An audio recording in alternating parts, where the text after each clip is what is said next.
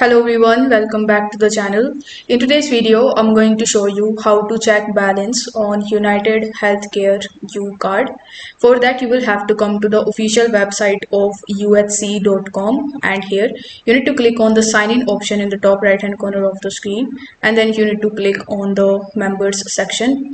Over here, you will have to provide your login credentials like your username and your password, and then you just have to simply log in into your account. Now, once this step is done on the home page, you will see your balance like this.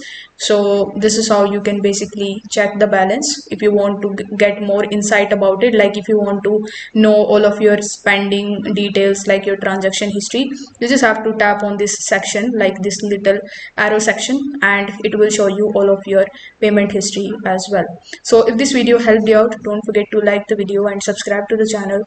Thank you so much for watching.